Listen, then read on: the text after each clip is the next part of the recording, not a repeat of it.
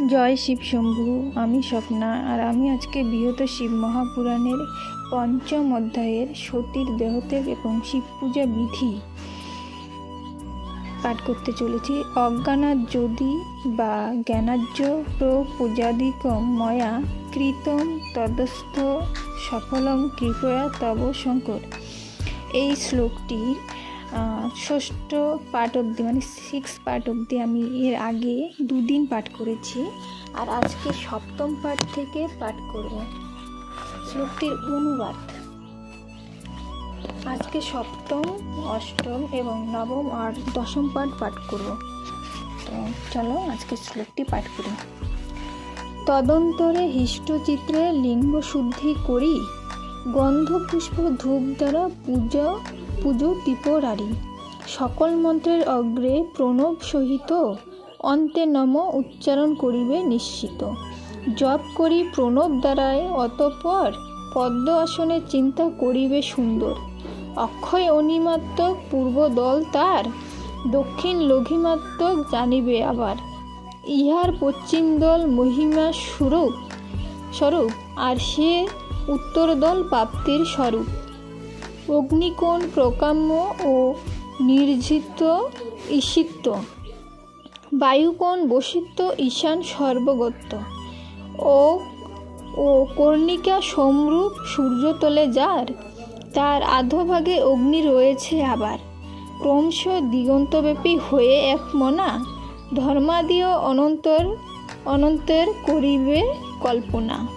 সে সোমের চারিদিকে অব্যক্ত প্রভৃতি, অন্তে গুণত্রয় পতি রাখিবে মতি।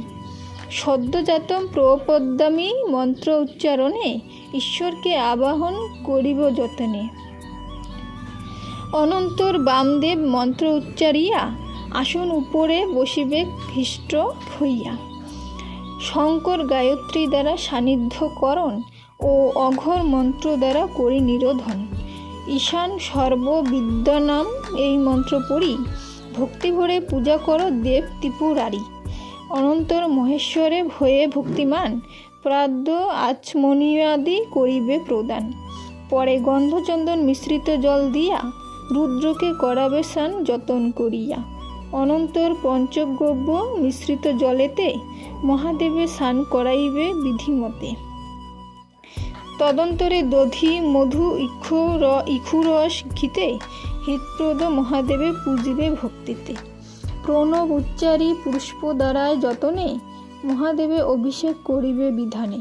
মন্ত্রপুত বাড়ি পরে করিয়া গ্রহণ, শ্রীলিঙ্গের শিরোপরে করিবে বর্ষণ। অতঃপর ভক্তিভরে শীত বস্ত্র দিয়া, লিঙ্গদেহ মুছাইবে যতন করিয়া। যত দূর হস্তক্ষিপ্ত চন্দন যাইবে, তত দূরে মহেশ্বরের যতনে বসাবে।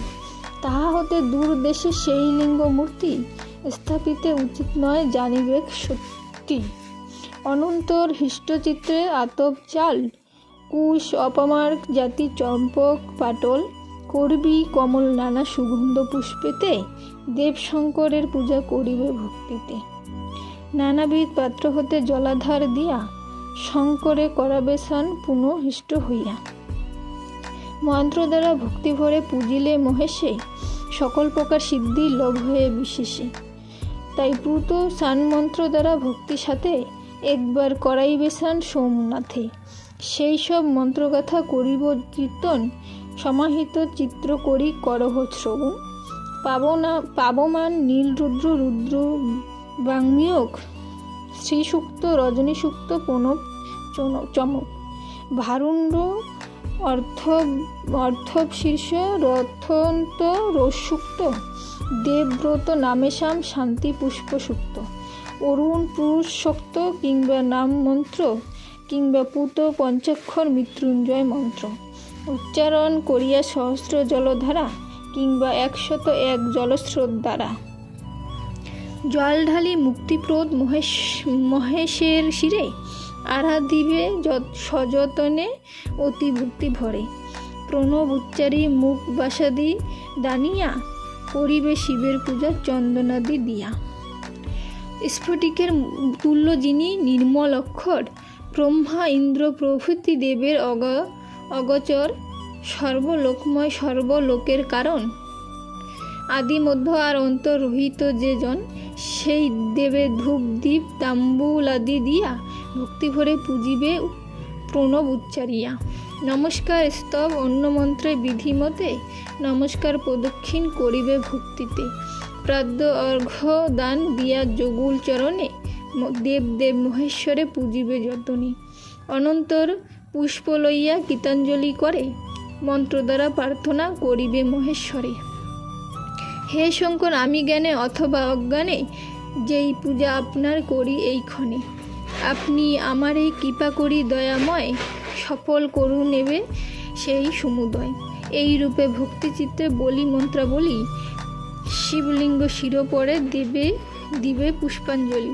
পরে কর সস্ত্রায়ণ করিয়া যতন, আর নানা আশীর্বাক্য করিবে পঠন। তদন্তরে শিবলিঙ্গ করিবে মার্জন, নমস্কার আর ক্ষমা করিবে প্রার্থন।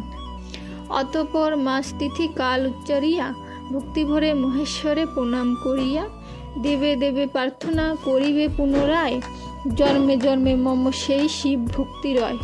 হে শিব, শরণ লই সকল সময়, আপনি আমার সদা হউন আশ্রয়, এরূপ প্রার্থনা করি ভক্তি সহকারে।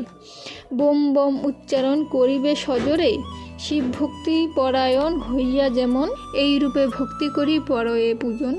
পদে পদে সিদ্ধি তার হইবে নিশ্চয়, তাতে কোনরূপ নাহি রয়েছে সংশয়। আর সে মঙ্গলদাতা পরম দেবতা, শঙ্কর তাহার সর্বদুঃখ নাশকর্তা। শিব পূজা হতে তার মঙ্গল উৎপন্ন, নিত্য নিত্য বৃদ্ধি পায় তার সদ্গুণ। ব্যাসমুখে যাহা আমি করিছি শ্রবণ, যথাযথ রূপে তাহা করিনু বর্ণন। শ্রী শিব পুরাণ ব্যাসদেব বিরচিত, পরম পবিত্র যাহা শ্রবণে অমৃত। জ্ঞানহীন অভাজন দীন ভক্তদাস, প্রয়ার প্রবন্ধে তাহা করিল প্রকাশ। জ্ঞান সংহিতে পঞ্চম অধ্যায় সতীর দেহত্যাগ এবং শিব পূজা বিধি কথন এখানেই সমাপ্ত হলো। আপনারা সকলে চেষ্টা করবেন শিবপুরাণ পাঠ করার, এবং শিবপুরাণের এই মধুর বাণী শ্রবণ করতে হলে ইউটিউব চ্যানেলে স্বপ্নের ভ্রমর এই আইডিতে লাইক, সাবস্ক্রাইব এবং শেয়ার করে পাশে থাকবেন। তাহলে সবার আগে রোজ দিন আপনাদের কাছে শিবপুরাণের এই মধুর বাণী চলে যাবে।